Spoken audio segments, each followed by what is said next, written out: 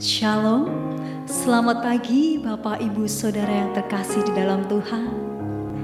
Mari pada pagi hari ini bersama-sama kita memuji dan menyembah Tuhan. Kita bersatu hati untuk meninggikan nama Tuhan. Selamat pagi Bapa, selamat pagi Yesus, selamat pagi ya Roh Kudus. Pagi hari ini Tuhan, Kami mau datang di hadapan-Mu Yesus. Kami mau cari Engkau. Kami masuk dalam hadirat-Mu Bapa. Kami sungguh bersyukur kami bisa Tuhan memuji dan menyembah Engkau pagi hari ini. Kami mau serahkan Tuhan puji-pujian kami pagi hari ini dalam tangan-Mu. Sebab kami percaya rancangan-Mu indah, kehendak-Mu indah bagi kami Bapa.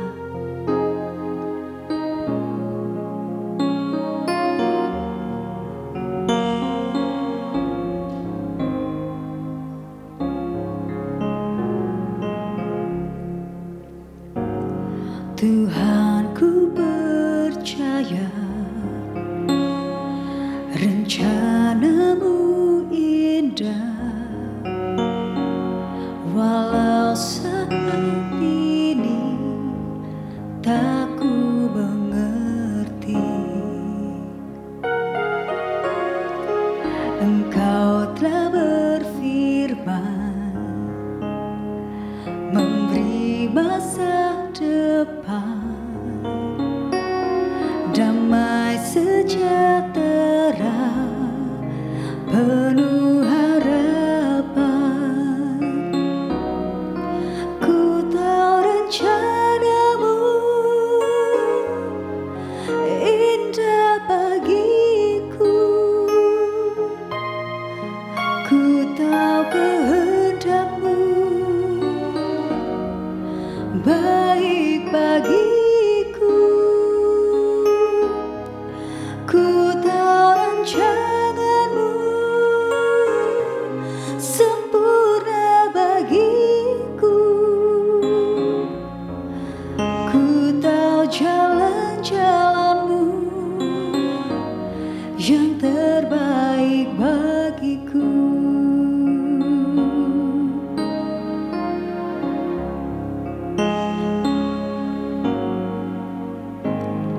Tuhan, ku percaya rencana-Mu indah,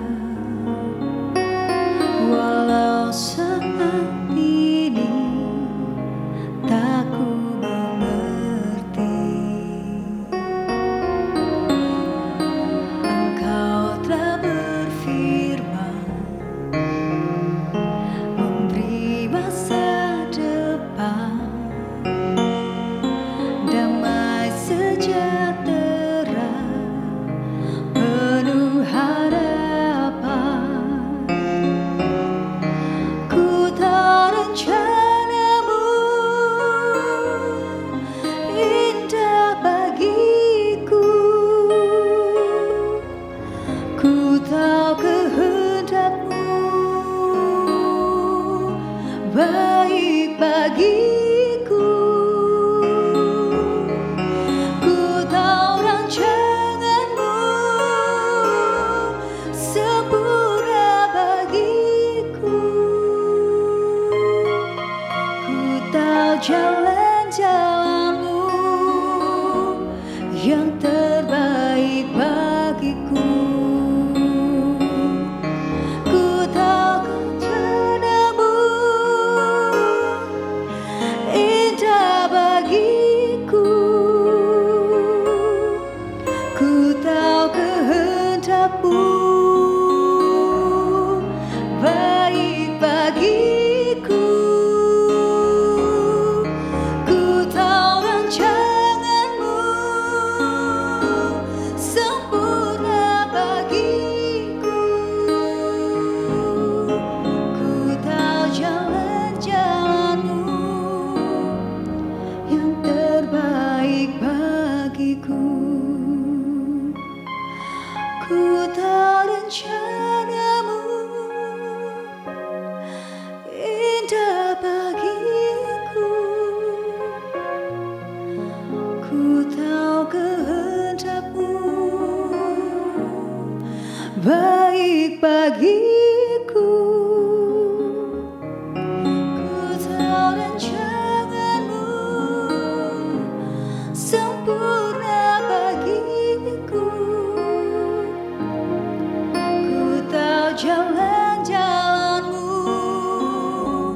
yang terbaik bagiku. Ku tahu rencanamu indah bagiku. Ku tahu kehendakmu baik bagiku. Ku tahu rancanganmu sempurna bagiku.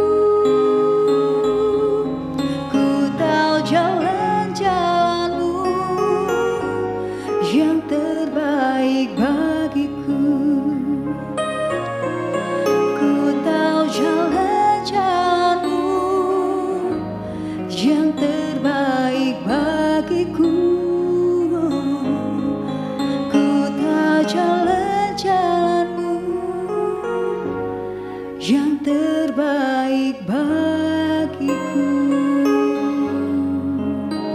Terima kasih Bapa,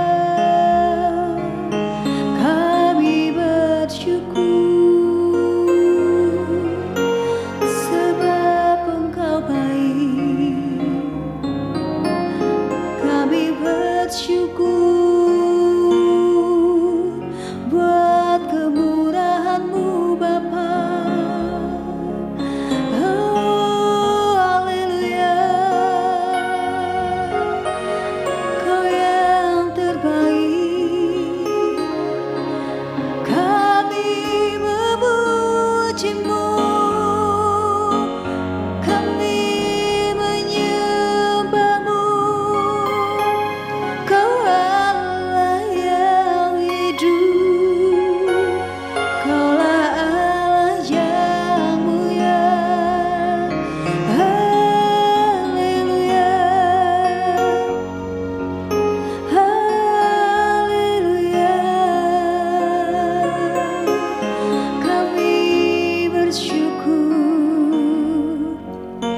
buat kemurahan-Mu Bapa.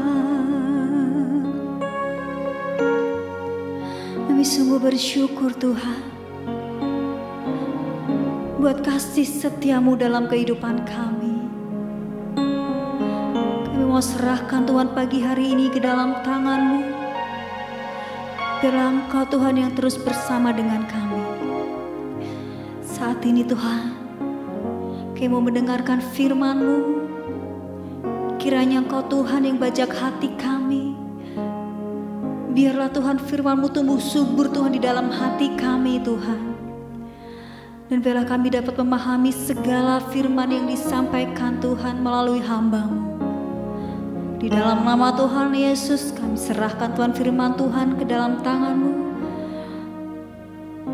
Haleluya. Amin. Shalom saudara yang terkasih dalam nama Yesus. Kembali kita belajar kebenaran firman Tuhan. Tema firman Tuhan hari ini, kasih karunia Allah di tengah badai topan. Saudara yang terkasih, langsung saja kita akan belajar kebenaran firman Tuhan. Kasih karunia Allah di tengah badai topan. Kitab Markus pasal 4 ayat yang ke-37, saya akan bacakan buat saudara ya.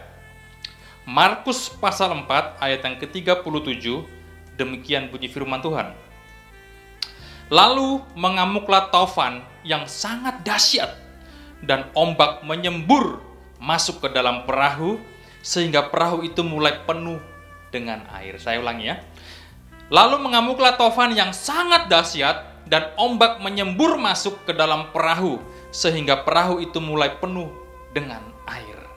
Kembali lagi, tema firman Tuhan hari ini adalah kasih karunia Allah di tengah badai taufan. Nah, ceritanya pada waktu itu adalah ketika Yesus berkhotbah, Yesus mengajak murid-muridnya untuk ke danau Galilea untuk menyeberang ke seberang sana ke Gerasa. Nah, suatu ketika di ayat ke-37 ini tiba di tengah perjalanan, tiba-tiba mengamuklah taufan yang begitu dahsyat dan ombak yang menyembur masuk ke dalam perahu sehingga perahu itu mulai penuh dengan air. Nah, saudara yang terkasih dalam nama Yesus, Kenapa kasih karunia Allah ada di tengah badai topan? Nah, saudara yang terkasih dalam nama Yesus, yang pertama adalah karena angin dan danau pun taat kepadanya. Coba kita turun ke ayat yang ke-41 ya. Turun ke 41. Demikian bunyi firman Tuhan. Mereka menjadi sangat takut dan berkata seorang kepada yang lain, "Siapa gerangan orang ini?" Sehingga angin dan danau pun taat kepadanya. Wow.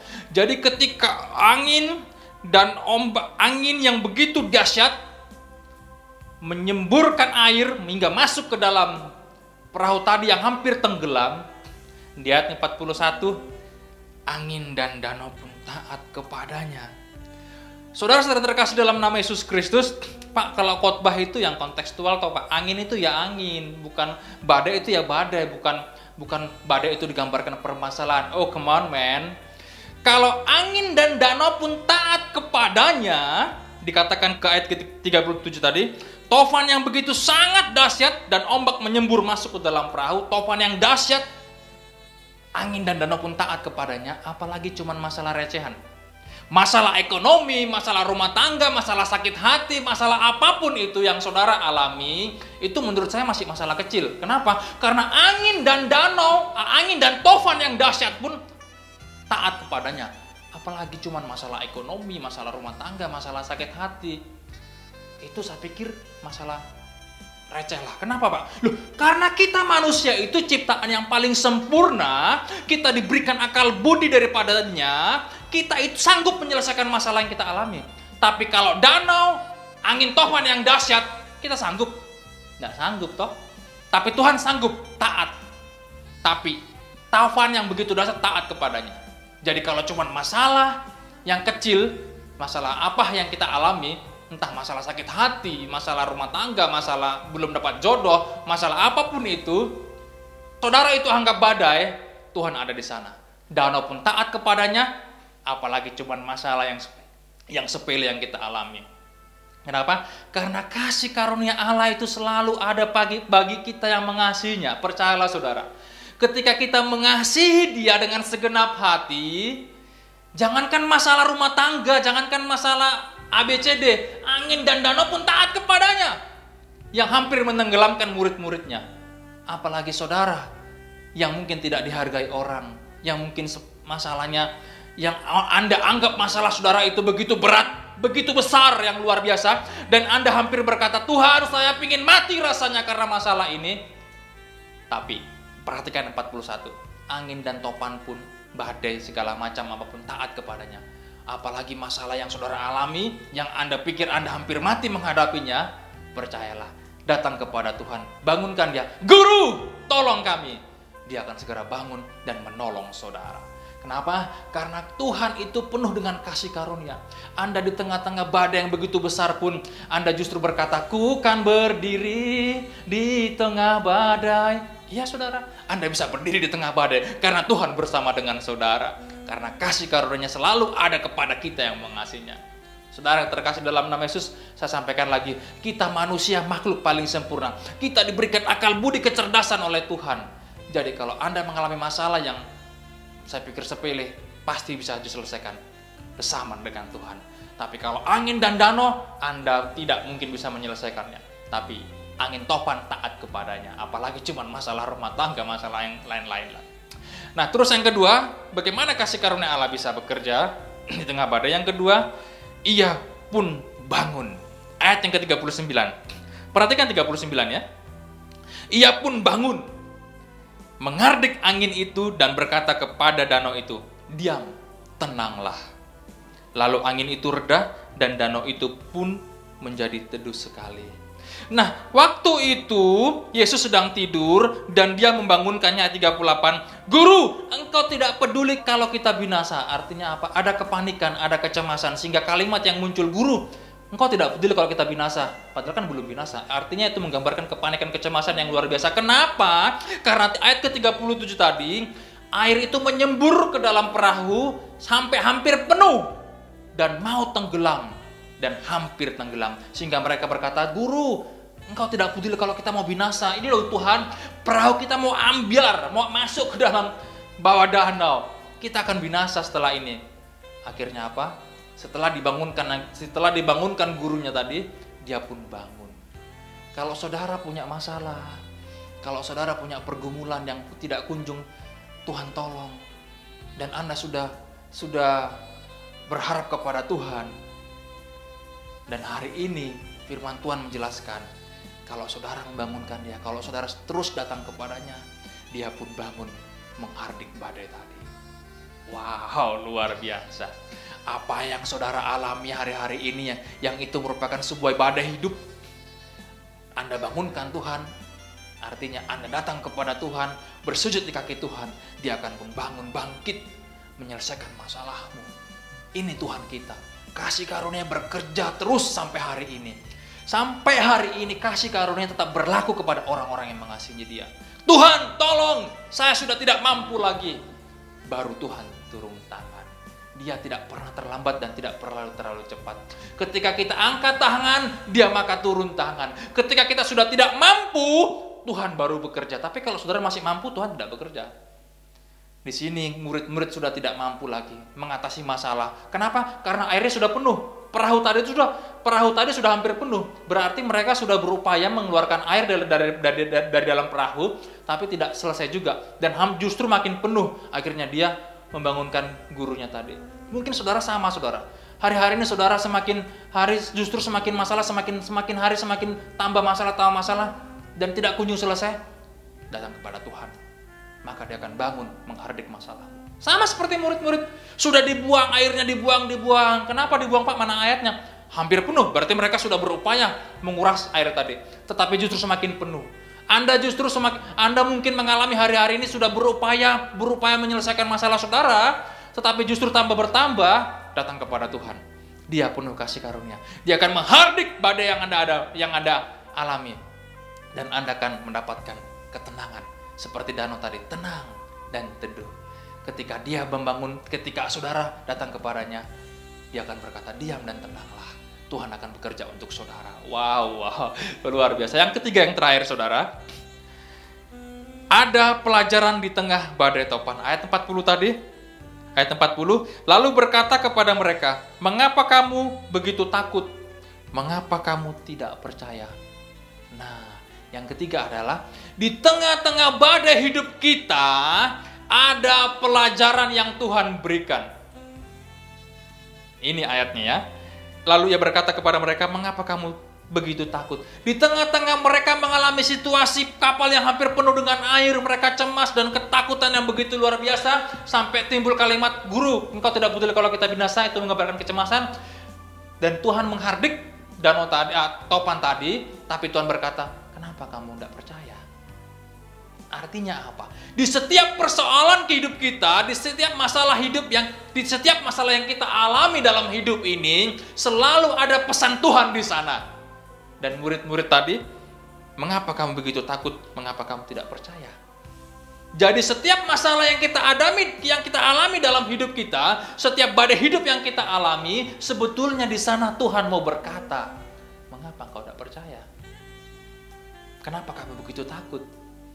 Nah, saudara yang terkasih dalam nama Yesus Kristus, hari-hari ini engkau mengalami masalah yang begitu berat sekalipun, sebetulnya Tuhan ada pesan di sana. Pastikan engkau mendapatkan jawabannya. Kalau murid-murid pada waktu itu, di tengah-tengah badai yang begitu luar biasa, Tuhan berkata, mengapa kau begitu takut? Mengapa kamu tidak percaya? Padahal Tuhan ada bersama-sama dengan dia. Bukankah kita sering seperti itu? Tuhan ada di hati kita, Pak. Tuhan ada dalam hidup saya, tapi ketika ada masalah, kita tidak percaya. Kita begitu cemas dan khawatir. Bukankah kita sering seperti itu, sama seperti murid-muridnya? Mengapa engkau begitu takut? Mengapa kamu tidak percaya? Sama, kita juga manusia hampir mirip dengan murid-murid Tuhan Yesus. Begitu kita ada masalah yang begitu besar, luar biasa kita alami, sebetulnya Tuhan mau tegur, mengapa engkau begitu takut? Mengapa engkau tidak percaya? Saudara yang terkasih dalam nama Yesus, saya sampaikan sekali lagi, engkau yang punya masalah berat, mengapa engkau begitu takut? Mengapa engkau tidak percaya? Percayalah kepadanya, kalau Taufan pun berhenti dibuatnya, apalagi cuma masalah yang kita alami. Karena dia Allah yang penuh kasih karunia. Dia selalu bekerja sampai hari ini. Dan engkau saudara yang mengasihi Tuhan, yang seolah-olah engkau tidak selesaikan, yang seolah-olah engkau tidak kunjung selesai masalahmu, percayalah, ketika engkau terus ada dalam hadiratnya, dia akan menghardik masalahmu dan teduh, tenang yang kau alami. Tuhan Yesus memberkati.